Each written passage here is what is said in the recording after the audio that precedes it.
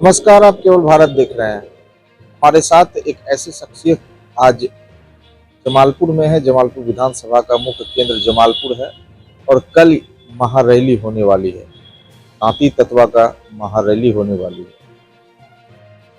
राजनीतिक दृष्टिकोण से अपेक्षित यह समाज आजादी के बाद से आज तक रहा है और उन्हीं समाज को उनका हक दिलाने के लिए इंजीनियर आईपी गुप्ता जो राष्ट्रीय अध्यक्ष हैं, वो घर घर पहुंच रहे हैं, गांव गांव पहुंच रहे हैं, लोगों को जगाने को लेकर, पान समाज को जगाने को लेकर, तांती तत्वा को जगाने को लेकर। हम सीधे इनसे संवाद करेंगे।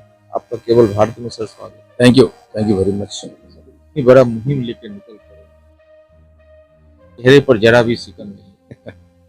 जिस इंसान के लाखों बच्चों के दर्द सीने में लाख हैं महिलाएं बच्चे, जिसके अधिकार 75 बरस से छीन लिए होंगे और हमें पालकी ढोने के लिए, मरे हुए जानवरों को फेंकने के लिए, राजमिस्त्री बनने के लिए मजबूर कर दिया। वो समाज को जो लीड कर रहा हो भला कैसे दर्द वो आहे वो करा है आपको भला कैसे होने दे सकते।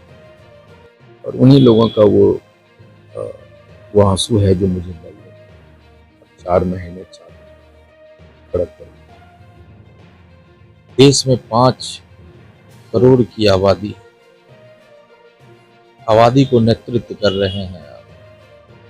क्या लग रहा है इसमें सफल होंगे? देखिए, मुझे लगता है कि कोई भी एक ऐसा आंदोलन को इतिहास में तो कभी निष्फल हुआ नहीं। और मैं कुछ भी नहीं, नए मेले कुछ भी नहीं, मैं एक कॉमन आदमी, कॉमन फेस हूं। और जब कॉमन आदमी इतनी बड़ी आंदोलन को खड़ा कर दे, दुनिया की कोई ताकत नहीं है इस मांग को लेकर हम चले। अक्सर जब हम अपने आंदोलन को देखते हैं तो कविता सजीव होती है दिन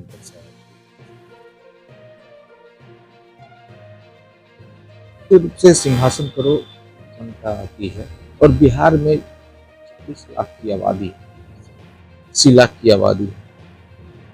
तो 2025 में एक बड़ा रूप मैप तय नहीं। फिलहाल तो मैं एकदम बिल्कुल आंदोलन पे केंद्रित हूँ। मैं ये मुंगेर में नम्मा आंदोलन रैली है, इसके बाद मैं 3 आंदोलन रैली और करूंगा। चौथा गांधी मैदान को 13 अप्रैल को है। मेरा टारगेट है 13 अप्रैल 13 लाख लोग जेपी आंदोलन को कोसों पीछे छोड़ने की। जब वहां पहुंचेंगे तब तक मैं शायद आपको भी पता चल चुका होगा कि आंदोलन मेरा कौन सा रूप लेगा और किधर। तो देश में सबसे बड़ा आंदोलन की गिनती में शामिल था जेपी और 13 अप्रैल को 13 लाख बड़ी चुनौती है, बड़ा संघर्ष है। सड़कों पर लगातार 4 महीने से ये सड़क पर अपने कार्यकर्ताओं के साथ अपने समाज को जगाने के लिए आए हैं।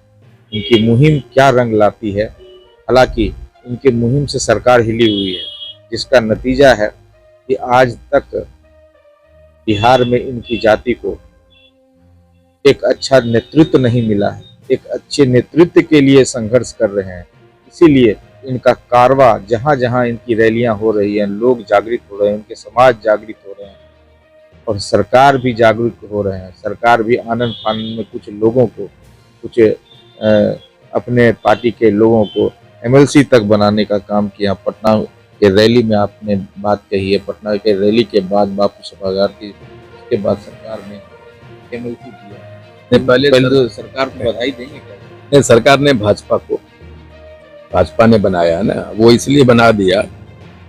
पहले तो उसने कोशिश की, उसकी भी नीयत सही नहीं थी कि हमारे लोगों किसी को एमएलसी बनाए कुछ दे। पहले उन्होंने क्या कोशिश किया कि हमारे जाति किसी एक आदमी को, जितने भी हमारे जाति भाग उसको खड़ा करके हमारे बापू सभागार में और रैली करके हमारे रैली को छोटा करना, मिटिगेट करना, जो उत्साह जगा था उसको खत्म करना। जब नहीं कर सके, जब नवंबर में उन्होंने रैली की बापू सभागार, मुश्किल से 500 भी आदमी नहीं। और उसके बाद वहां उनका इलेक्शन था एमपी का, 2024 का इलेक्शन भी था ना, वो डरी हुई थी सरकार ने, इसलिए हमारे जाति के एमएलसी बना।